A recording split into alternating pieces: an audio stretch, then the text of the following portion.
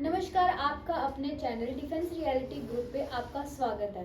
Defence property मंत्रा पर आज हम आपके लिए कुछ खास लेकर आए हैं। तो मिलते हैं डिफेंस रियलिटी ग्रुप के एमडी राकेश शर्मा जी से। सर, हमारे पास सबसे ज़्यादा सवाल आया है कि घर खरीदते समय किन किन चीज़ों का सबसे ज़्यादा ध्यान रखें। थैंक यू एकता।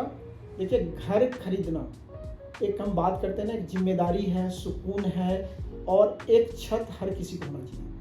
चाहे प्लॉट हो, फ्लैट हो, कमर्शियल हो, एक डिमांड हर किसी की होती है कि ज़िंदगी में अपना एक घर हो, अपना एक छत हो, अपना परिवार के लिए अपना घर हो। और सबसे जो बड़ी जिम्मेदारी है, इसके साथ कई समस्याएं भी हैं। क्या करें, क्या चेक करें? तो सबसे पहली जो ज़रूरत होती है कि जब भी आप घर खरीदें, प्लॉट खरीदें, ज़मीन खरीदें, मकान खरीदें, तो अपना बजट निर्धारित करें। बजट के अनुसार ही हर चीज़ डिपेंड करेगा। बजट के अनुसार लोकेशन आएगा, बजट के अनुसार प्रोडक्ट आएगा, साइज आएगा, सब कुछ आएगा। मेरा अपना अनुभव है, रोज़ कम से कम मैं 5 से 10 लोगों से मिलता हूँ। जब हम उनसे बजट की बात करते हैं ना, तो कहते हैं सर कर लीजिए। अब एग्जांपल मैं देता हूँ।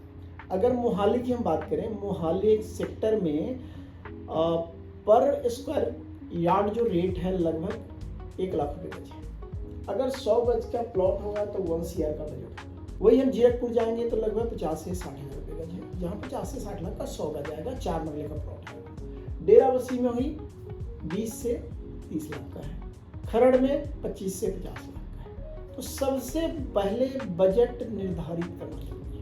इसी तरह अगर आप फ्लैट की बात करें, 2 BHK फ्लैट का कॉस्ट एरिया वाइज अलग अलग होगा। हम न्यू चंडीगढ़ पंचकुला की करेंगे, कॉस्ट और बढ़ जाएगा। क्या हमने ज़मीन लेना है, बना बनाया मकान लेना है, विला लेना है या फ्लैट लेना है? फ्लैट में भी अलग अलग कैटेगरी है। G+2 का है, S+3 का है, S+4 का है, हाई राइज का है। एमिनिटीज़ के अनुसार कॉस्ट पड़ेगा। तो सबसे पहले बीइंग ए कस्टमर बायर यह समझना जरूरी है कि मैं बजट क्या लेके चल रहा हूँ, या अगर फीमेल है उनके लिए बजट लेके क्या चल रहा हूँ, क्योंकि उसी के अनुसार आपका लोकेशन, एमिनिटीज़, साइज सब कुछ निर्धारित होगा। Thank you sir. बजट की तो बात हो गई है, बट ज़्यादातर लोकेशन की बात होती है। देखिए, कस्टमर सबसे पहले मैं बताया बजट की बात होती है, और लोकेशन अगर कोई ट्राई सिटी में आता है ना, तो सबसे पहले उसकी डिमांड होती है कि चंडीगढ़ में देना। जैसा कि मैं दर्शकों को बता दूं कि चंडीगढ़ के अंदर लैंड नहीं है जो ओपन लैंड है। दूसरा, जो प्रॉपर्टी है लिमिटेड है, नया कंस्ट्रक्शन हो नहीं सकता, तो रीसेल की प्रॉपर्टी। और चंडीगढ़ की cost compare to tricity के सराउंडिंग मोहाली, पंचकुला, न्यू चंडीगढ़, जीरकपुर से काफ़ी ज़्यादा है। तो सबसे पहले उनको समझाना होगा कि देखिए, लोकेशन के साथ आपका इम्यूनिटी क्या चाहिए। क्या आप खरड़ की तरफ जाना चाहते हैं जहाँ एजुकेशनल हब है, जो खरड़ का एरिया है? क्या न्यू चंडीगढ़ की तरफ जाना चाहेंगे जहाँ बहुत खुला डुला माहौल है, नियर बाई शिवालिक हिल्स है और चंडीगढ़ की तर्ज पे विकसित हुआ है? मोहाली सेक्टर और पंचकुला सेक्टर के तर्ज पे है। जीरकपुर अगेन पहले अनप्लान्ड था, लेकिन अब प्लान्ड वे में आगे बढ़ गया है। इसके अलावा हम बनूर हाईवे की बात करें, डेराबस्सी लालू की बात करें, अब हम खरड़ में हम बात करेंगे तो रोपड़ कुराली हाईवे और लुधियाना हाईवे। तो बहुत सारे ऑप्शन हैं, उसके अनुसार कॉस्टिंग है। क्या इमीडिएट घर बनाना है या घर लेना है जहाँ पे रहना है, तो लोकेशन नियर बाई होगा जहाँ बसा है। तो इन सब चीज़ों को समझ के ही डिसीजन लेने की जरूरत होती है। सर, ऑनलाइन प्रॉपर्टी देख के खरीदना क्या सही है?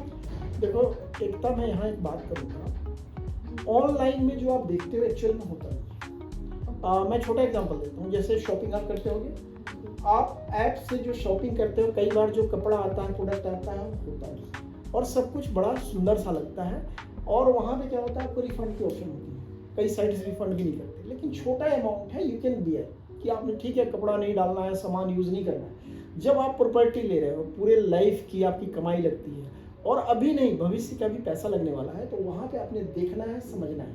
ठीक है, ऑनलाइन चीज़ों को आपने देख लिया, लेकिन फिजिकल प्रॉपर्टी को देखना, समझना, डॉक्यूमेंटेशन पार्ट अलग है। सबसे पहले फिजिकली उस प्रोडक्ट को देखना, लोकेशन क्या है, उसके नियर बाई क्या है, फेसिंग क्या है। जब तक आप साइट पे नहीं जाओगे आपको पता नहीं चलेगा। तो मैं हमेशा कहता हूँ कि आप जब भी प्रॉपर्टी परचेज करें, प्लान करें, देखे समझे बिना ना करें, बिना साइट पे गए हुए, जगह पे गए हुए ना करें। सर बायर को कौन कौन से डॉक्यूमेंट चेक करने चाहिए? एक तो बहुत इंपॉर्टेंट सवाल है और अक्सर लोग यहाँ गलती करते हैं कि बिना डॉक्यूमेंट चेक किए हुए, बिना sale deed, property paper, ownership paper, tax क्या भरा हुआ है और क्या सारे ड्यूज क्लियर है, इन चीज़ों के दिखे बिना कई बार लोग टोकन कर देते हैं, एग्रीमेंट कर लेते हैं, बाद में परेशानी आती है। तो मैं हमेशा कहता हूँ कि प्रॉपर्टी जब भी फाइनल करें तो चेक करें क्या एक्चुअल ओनर है। अगर एक्चुअल ओनर नहीं है तो उसके डॉक्यूमेंट को चेक करें, बात करें, समझे, अगर ज़रूरत पड़ता है तो एक्सपर्ट की राय लें। यहाँ पे जो एक रियलेटर का रोल बहुत बड़ा होता है। जैसा हम कहते हैं कि जब भी कोई प्रॉपर्टी लो, हमारे यहाँ भी बहुत सारा कॉल आता है। हमने अपना डिफेंस रियलेटर ग्रुप का एक डिफेंस एक्सपर्ट का नाम बनाया, जिसमें जिन लोगों ने 5, 6 साल, 7 साल से मार्केट में काम कर रहे हैं, सीनियर लेवल पे हैं, तो हमारे लोग एक्सपर्ट बनाते हैं, हर सवाल का जवाब देते हैं। तो एक बार सोचें, समझें, उसके बाद ही कोई फाइनल निर्णय लें। और डॉक्यूमेंटेशन एक बहुत ही वैलिड पॉइंट है, क्योंकि प्रॉपर्टी में अगर लीगलिटी में कहीं दिक्कत आ रही है तो वहाँ पे एक बहुत बड़ी समस्या है, क्योंकि आप अपना पैसा लगाने के बाद भी कहीं न कहीं लीगल पचड़ों में पड़ जाते हैं, जो कि पहले समझने की, देखने की और ध्यान देने की जरूरत है। क्या घर खरीदने के लिए ब्रोकर या रियल्टर की ज़रूरत है? एक तो एकदम ज़रूरत है। उसका रीज़न है, जब भी आप घर लेते हो बिल्डर डायरेक्टली आपसे बात नहीं करता है। अब वहाँ क्या होता है कि आपके पास सारी इंफॉर्मेशन नहीं होती है, तो आपको चाहिए जो भी रेरा अप्रूव्ड रियलेटर्स हैं, ब्रोकर्स हैं, उनसे बात करें। हाँ, लेकिन उनकी अकाउंटेबिलिटी चेक करें, कितने टाइम से मार्केट में है, क्या एस्टेब्लिश्ड ऑफिस है, क्या उनके पास सर्विस देने के लिए मैन पावर है।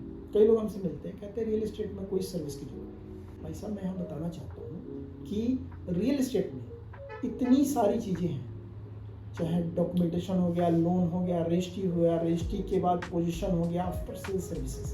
तो यहाँ पे एक रियलेटर का, ब्रोकर का एक बहुत बड़ा रोल है। और आज के समय में आप हर शहर में आप देख सकते हैं, जो बेस्ट रियलेटर हैं, ब्रोकर हैं, जो ब्रोकरशिप फर्म है, वो आपको सारी सर्विसेज अच्छे लेवल पे देती है। इवन वो ट्राई करती है कि मार्केट से सस्ते रेट पे आपको प्रोडक्ट मिले और आपको आगे सुविधाएं मिलती है। सर होम लोन लेते टाइम किन किन बातों का ध्यान रखना चाहिए? देखिए, प्रॉपर्टी आप खरीद रहे हैं तो हमेशा मैं सजेस्ट करता हूँ कि आप होम लोन जरूर लें। उसका रीज़न है, जब भी आप होम लोन लेते हैं तो बैंक एक कोलैटरल गारंटर हो जाता है। बैंक लीगल, टेक्निकल सारी वैल्यूएशन करता है, चीज़ों को देखता है, समझता है। प्रॉपर्टी का ओनरशिप पिछले 13 साल में, 30 साल में किस किस के पास रहा, लीगली करेक्ट है, क्या उस मॉर्गेज है, इन सारी चीज़ों को देखने समझने के बाद ही बैंक लोन देता है। दूसरी बात है कि बैंक लोन के साथ ही आपके पास एक फैसिलिटी बन जाती है कि आप थोड़ी बड़ी प्रॉपर्टी ले सकते हैं, क्योंकि आप सेल्फ फंडिंग में ले रहे हैं। तो अपने साथ में बैंक को गारंटर बनाएं। बैंक के पैसे से आज की डेट में 8% के नीचे इंटरेस्ट रेट है और प्रॉपर्टी एवरेज 15 से 20% से ग्रो करती है। तो आप जितना ब्याज बैंक को देंगे, उससे ज़्यादा प्रॉपर्टी आपकी मल्टीप्लाई करेगी। तो आप प्रॉपर्टी थोड़ी बड़ी ले सकते हैं, मनचाहा ले सकते हैं, अपने जो परिवार के जो बोलते हैं ना ड्रीम होम को आप पूरा कर सकते हैं। तो हमेशा बैंक लोन जरूर लें, बैंक को कोलैटरल गारंटर बनाएं और डॉक्यूमेंटेशन और सारी लीगल चेक बैंक की जिम्मेदारी है। टोकन और बयाना देते टाइम किन किन बातों का ध्यान रखना चाहिए? एक समझना है आपको कि जब भी हम कोई प्रॉपर्टी फाइनल कर रहे हैं, तो जैसा पहले मैंने बताया, क्या प्रॉपर्टी का ओनर कौन है, क्या ओनर से डील कर रहे हैं। अगर आपको कोई ब्रोकर रिलेटर्स साथ में डील करा रहा है, तो जो पेमेंट आप दोगे वो पेमेंट एक्चुअल ओनर के अकाउंट में जाना चाहिए। और ट्रांजैक्शन किससे होना चाहिए? जो बायर है वो अपने अकाउंट से करे। आप एक बार फिर समझ लो, बायर के अकाउंट से सेलर के अकाउंट में, जिसके नाम पे सेल डीड है, रजिस्ट्री है, जिसके नाम पे आज जो प्रॉपर्टी बोल रही है, जिसके नाम पे रजिस्टर्ड है, उसको टोकन और बयाने का पैसा जाना चाहिए। और एग्रीमेंट सेम पर्सन साइन करेगा जिसके नाम पे प्रॉपर्टी है। कई बार थर्ड पार्टी साइन करके देता है। इन चीज़ों को देखें और सावधानी बरतें, क्योंकि बैंक एक्सेप्ट नहीं करेगा। दूसरा, जो पैसा आपके अकाउंट से गया है, जब आप बैंक लोन डिसबर्स करेगा तो देखेगा कि क्या एक्चुअल बायर के अकाउंट से वो पैसा सेलर को गया है, उसी पैसे को वैलिड मानेगा। तो हमेशा जब भी आप प्रॉपर्टी परचेज करें, बयाना करें, तो सेलर के अकाउंट में चेक से, डीडी से या आरटीजीएस, एनईएफटी जो भी पैटर्न है ट्रांसफर का, उससे आप करें। सर, रजिस्ट्री करवाते टाइम किन किन बातों को ध्यान रखना चाहिए? एक तो ये भी बहुत इंपॉर्टेंट है, कई बार हम सारा काम तो कंप्लीट कर लेते हैं। रजिस्ट्रेशन एक महत्वपूर्ण पार्ट है, क्योंकि जो सेल डीड होगा, रजिस्ट्री होगा, स्टाम्प पेपर पे अगर नाम में गड़बड़ी हो गई, कुछ भी हो गया, तो उसमें आपको बड़ा परेशानी होती है। हालांकि बाद में इंतकाल आपके नाम पे, ट्रांसफर आपके नाम पे नहीं होगा। तो जो भी प्रॉपर्टी आप ले रहे हैं, जो उसका फर्द है, लेटेस्ट फर्द है, उसके अनुसार खाता खसरा नंबर करेक्ट होना चाहिए। उसमें अगर कोई भी मिस्टेक होगा रकबा में, किसी भी चीज़ में, तो इंतकाल नहीं चलेगा, बैंक भी उसको एक्सेप्ट नहीं करेगा और आपको परेशानी रहेगा। जो भी बायर और सेलर का नाम करेक्ट होना चाहिए, फादर्स नेम, उसका पैन नंबर, आधार नंबर लगता है, सारी जानकारी एड्रेस तक एक बार चेक करें। सब कुछ देखने के बाद ही फाइनल रजिस्ट्री पेपर पे आप साइन करेंगे, तब वो डॉक्यूमेंट सबमिट होगा तहसीलदार के पास रजिस्ट्रेशन के लिए। कोई जल्दबाजी ना करें। अगर कोई कहता है कि नहीं हमने पढ़ लिया हुआ, पैसा आपका लग रहा है, आपके मेहनत की कमाई है, आप बैंक लोन ले रहे हो, आपको आने वाले समय में किसकी किस्ती भी देना है, तो कोई भी जल्दबाजी ना करें, प्रॉपर तरीके से चेक करें, रीचेक करें और सारी इन्फॉर्मेशन करेक्ट हो, उसके बाद रजिस्ट्रेशन करें।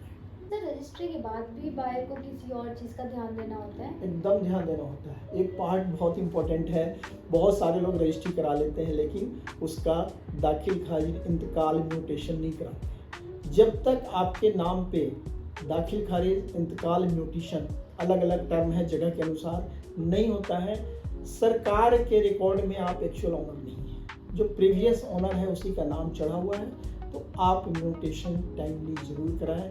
इवन जिस दिन आप रजिस्ट्री करा रहे हैं, रजिस्ट्री के साथ साथ ही पटवारी को म्यूटेशन के लिए दे दें। टाइम बाउंड है, आजकल ऑनलाइन भी चढ़ जाता है, आप ऑनलाइन कहीं से भी देख सकते हैं कि आपके नाम पे इंतकाल, म्यूटेशन चढ़ रहा है। इसके अलावा अगर आप रेडी टू मूव प्रॉपर्टी ले रहे हैं, चाहे फ्लैट हो, कोठी हो, विला हो, उसके अंदर आपने साथ के साथ मीटर के लिए अप्लाई करना है, बिजली का मीटर, क्योंकि बिजली का मीटर आपके नाम पे ही, जो बायर है उसके नाम पे लगेगा, ताकि आपको मीटर का प्रोसेस हो।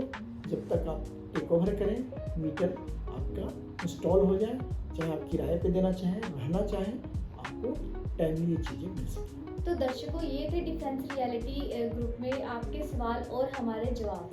तो साथियों, हमारे साथ इसी तरह जुड़े रहिए। आप जो भी सवाल करते हैं, आपकी जो भी राय होती है, हमारी टीम को, डिफेंस एक्सपर्ट पैनल को जो सवाल आता है, आप उनसे चाहे व्हाट्सएप पे कॉल करके बात करते हैं, वो पूरी हमारी टीम कंपाइल करती है और हम कोशिश करते हैं कि संडे के एपिसोड में उसका जवाब दें। तो इसी तरह हमारे साथ बने रहें, हमारे चैनल को लाइक करें, सब्सक्राइब करें, शेयर करें और अपने सभी दोस्तों तक भेजें, ताकि उनको भी उनके अनछुए सवालों के, अनछुए पहलुओं के हर एक प्रॉपर्टी संबंधी जानकारी को हम उन तक पहुंचाते रहें। एक बार पुनः बहुत धन्यवाद और आभार, और एकता, आपका भी हमारे साथ जुड़ने के लिए बहुत धन्यवाद। Thank you sir. जय हिंद, जय भारत।